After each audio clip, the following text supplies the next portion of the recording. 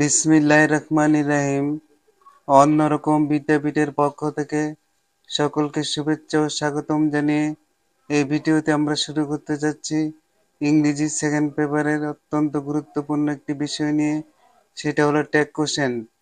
Tag question ইংরেজিতে 5 নম্বর গ্রামারে আসে। প্রিয় শিক্ষার্থী বন্ধুরা, এই ভিডিওতে আমরা 20টি সেন্টেন্স নিয়ে আলোচনা করব।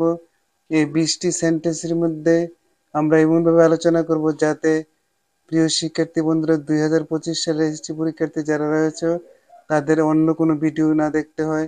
এই ভিডিওটার মধ্যেই আমরা বিস্তারিত আলোচনা করব। প্রিয় শিক্ষার্থী বন্ধুরা, ভিডিওটা মনোযোগ সহকারে শুনবে, আশা করি তোমাদের অনেক উপকারে আসবে। প্রিয় শিক্ষার্থী বন্ধুরা, যারা অন্যরকম বিদ্যাপীঠকে সাবস্ক্রাইব করেছে তাদেরকে অসংখ্য ধন্যবাদ জানিয়ে আমি আমার ভিডিওটা শুরু করতে যাচ্ছি। মনোযোগ সহকারে শোনার আহ্বান রেখে একটি সাবস্ক্রাইব কামনা করে তোমাদেরকে ধন্যবাদ জানিয়ে ভিডিওটা শুরু করতে যাচ্ছি। প্রথম সেন্টেন্সটা আমরা এইভাবে লিখেছি, দি পোর আর বর্ন সাফার। উত্তরটা লিখেছি আর নট দে। এখন আমরা সেন্টেন্সটার বিশ্লেষণ করব। দি পোর আর বর্ন সাফার, এই সেন্টেন্সটা অ্যাসার্টিভ সেন্টেন্স। এখানে টেক কোশ্চেনে আমাদেরকে সাবজেক্টটা চিনতে হবে, সাবজেক্টের প্রোনাউনটা টেক কোশ্চেনে বসবে। এখানে সাবজেক্টের প্রোনাউন হলো দি পোর। দি পোর সিঙ্গুলার প্রোনাউন না প্লুরাল প্রোনাউন সেটা জানতে হবে। দি পোর এখানে প্লুরাল প্রোনাউন, অতএব এটা টেক কোশ্চেনটার প্রোনাউন হবে দে। দি পোরের পরিবর্তে দে বসছে, আর হলো অপারেটর, অতএব are not they. The poor are born, এই সেন্টেন্সটা অ্যাসার্টিভ সেন্টেন্স এবং অ্যাফার্মেটিভ রয়েছে স্টেটমেন্টে, তাহলে টেক কোশ্চেনটা হবে আর নট দে। আশা করি বুঝতে পেরেছ। 2 নম্বরটা, the idle suffer in the long run. এখানে সেন্টেন্সটার মধ্যে সাবজেক্টটা হলো, প্রিয় শিক্ষার্থী বন্ধুরা, প্লুরাল সাবজেক্ট, অতএব এখানেও দে হবে। আর সাফার হলো প্রেজেন্ট ফর্ম এবং মেইন ভার্ব, এখানে অপারেটর নেই, অতএব মেইন ভার্ব থাকলে ডু ডিড ডাজ বসে, প্রেজেন্ট টেন্সে ডু বসে, তাহলে সাফার হলো প্রেজেন্ট টেন্স। এই জন্য ডোন্ট দেওয়া হয়েছে the idle suffer in the long run, এটা অ্যাসার্টিভ সেন্টেন্স এবং অ্যাফার্মেটিভ অর্থে প্রকাশ করেছে, তাই এই জন্য উত্তরটা হয়েছে ডোন্ট দে। সাফার থাকাতে ডোন্ট দে হয়েছে। আশা করি বুঝতে পেরেছ। 3 নম্বর, নোবডি ওয়ান্ট দেয়ার। এখানে নোবডি থাকলে দে হয়, অর্থাৎ বডিযুক্ত যে কোনো শব্দ যদি থাকে তাহলে প্রোনাউন হবে দে। নোবডি থাকাতে এখানে প্রোনাউনটা হয়েছে দে। ওয়ান্ট পাস্ট টেন্স, এই জন্য ডিডন্ট, ডিড দে। নোবডি থাকতে এখানে অ্যাসার্টিভ সেন্টেন্সটাতে নেগেটিভ প্রকাশ করেছে, অতএব টেক কোশ্চেনটা হবে ডিড দে। ওয়ান্ট থাকাতে ডিড দে হয়েছে, ওয়ান্ট থাকাতে ডিড দে হয়েছে। 4 নম্বর,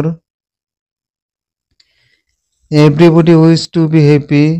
আমরা একটু আগে বলেছিলাম যদি কোনো সেন্টেন্সে বডি থাকে তাহলে সেখানে হবে দে, তাহলে everybody wish to be happy, don't they.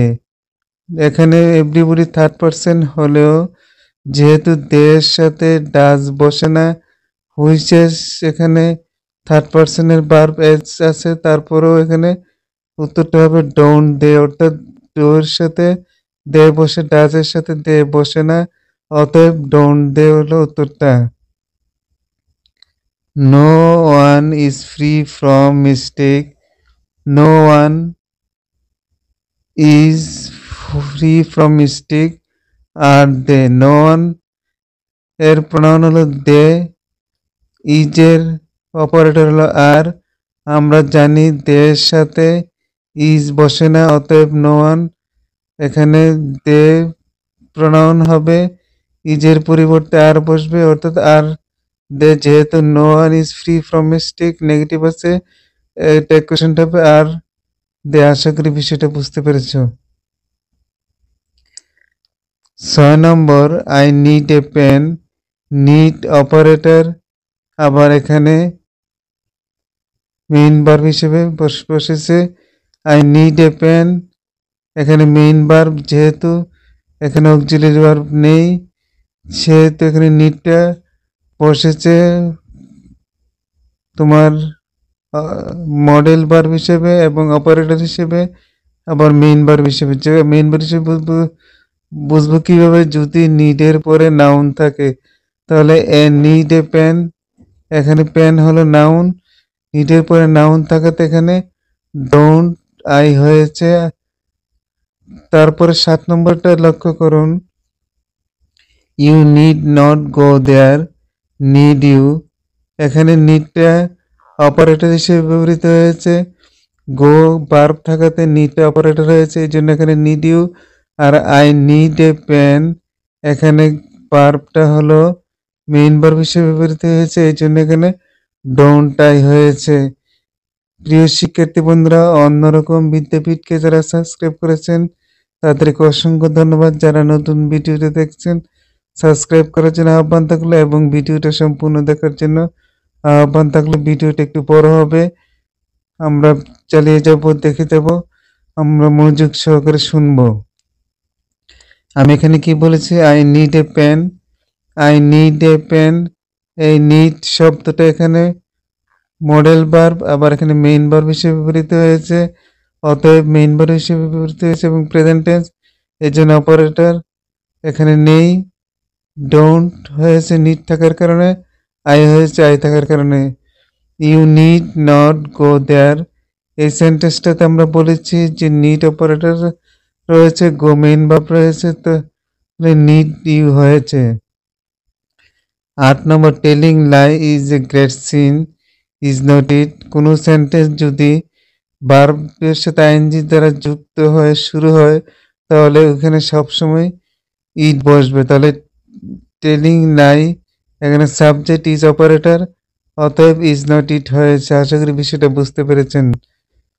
Don't make late, let us go. এখানে আমরা ডোন্ট থাকলে উইল ইউ লিখতে পারি, লেট আস থাকলে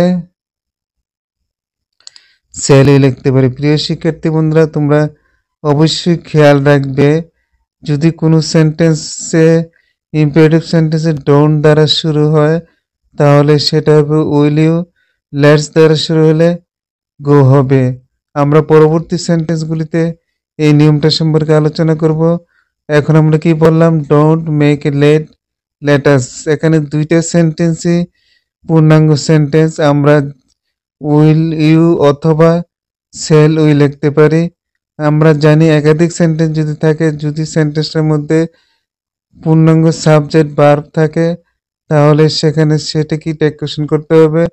তাহলে এখানে আমরা দুইটা যে কোনো একটা টেক কোয়েশ্চেন করতে পারি, উইল ইউ অথবা শ্যাল উই। 10 নম্বর, then have a cup of tea, won't you. এটা ইম্পারেটিভ সেন্টেন্স, ইম্পারেটিভ সেন্টেন্সে সাধারণত উইল ইউ ওন্ট ইউ বসে। তারপরে 11 নম্বর, unfortunately many of us waste our time. এখানে একটু লক্ষ্য করো শিক্ষার্থী বন্ধুরা, আনফরচুনেটলি হলো অ্যাডভার্ব। কোনো সেন্টেন্সে যদি অ্যাডভার্ব যুক্ত শব্দ থাকে তাহলে সেই অংশে টেক কোয়েশ্চেন করতে হয় না। তারপরের অংশে টেক কোয়েশ্চেন করতে মেনি অফ আস-এর ওয়েস্ট আওয়ার টাইম, এখানে মেনি অফ আস এর পরিবর্তে প্রোনাউন উই হয়েছে, ওয়েস্ট প্রেজেন্ট টেন্স, এর জন্য ডোন্ট হয়েছে। তাহলে আমরা কি বললাম? যে আনফরচুনেটলি অর্থাৎ অ্যাডভার্ব যুক্ত সেন্টেন্স যদি শুরুতে থাকে তাহলে সেটা টেক কোয়েশ্চেন করতে হয় না, তারপরের সাবজেক্টটা টেক কোয়েশ্চেন করতে হয়। যেমন মেনি অফ আস যদি থাকে তাহলে উই হলো প্রোনাউন, ওয়েস্ট প্রেজেন্ট টেন্স, এই জন্য হয়েছে ডোন্ট। তাহলে ডোন্ট উই। 12 নম্বরটা অত্যন্ত গুরুত্বপূর্ণ, মনোযোগ সহকারে শুনবে, ভিডিওটা সম্পূর্ণটা দেখার জন্য আহ্বান থাকলো। 12 নম্বরটা অনেক গুরুত্বপূর্ণ। এখানে কনস্ট্রাকশন যুক্ত ডি রয়েছে, যদি কনস্ট্রাকশন যুক্ত ডি থাকে তারপরে যদি প্রেজেন্ট ফর্ম হয় তাহলে উড হয়। তাহলে আমরা কি বলছি?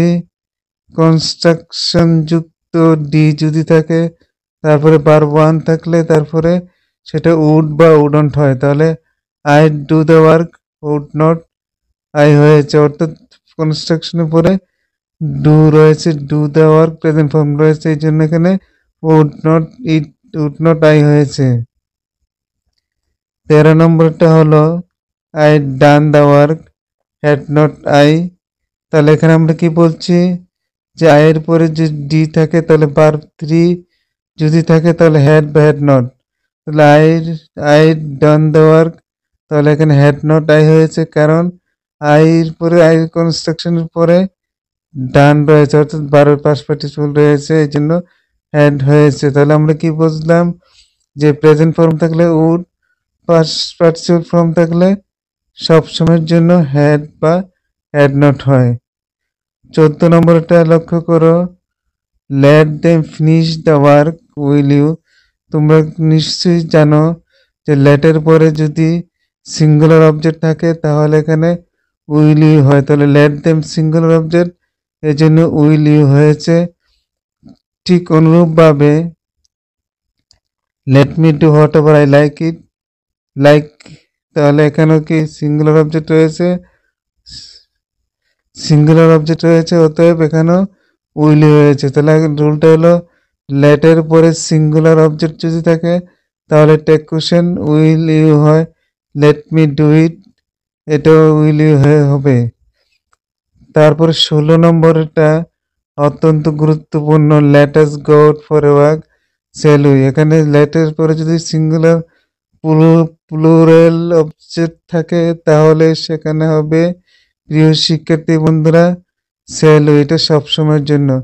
তাহলে আমরা এখানে কি বলছি যে লেটের পরে যদি সিঙ্গুলার অবজেক্ট থাকে তাহলে উইল ইউ, লেটের পরে যদি সিঙ্গুলার প্লুরাল অবজেক্ট থাকে তাহলে শ্যাল ইউ। তাহলে দেখতে হবে প্লুরাল অবজেক্ট কোনটা, আস, আর সিঙ্গুলার অবজেক্ট দেম, মি, হিম, হার ইত্যাদি।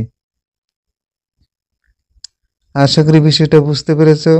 অন্যরকম বিদ্যাপীঠকে যারা সাবস্ক্রাইব করেছো তাদেরকে অসংখ্য ধন্যবাদ, যারা ভিডিওটা মনোযোগ সহকারে শুনছো তাদেরকে অনেক অসংখ্য ধন্যবাদ। আমি আগেই বলেছি যে এই নিয়মগুলি যদি আমরা জানতে পারি তাহলে টেক কোশ্চেন আর নতুন করে শিখতে হবে না, এই 20টি টেক কোশ্চেনই যথেষ্ট। Work hard to success will you, imperative sentence হলে উইল ইউ হয়। তারপরে কাইন্ডলি ডু মি ফেভার, যদি কোনো সেন্টেন্স কাইন্ডলি দ্বারা শুরু হয় তাহলে সবসময়ের জন্য উইল ইউ হবে টেক কোশ্চেন। রিকোয়েস্ট থাকলে ক্যান ইউ বা কুড ইউ, অর্ডার বা অ্যাডভাইস থাকলে উইল ইউ বা ওন্ট ইউ হয়।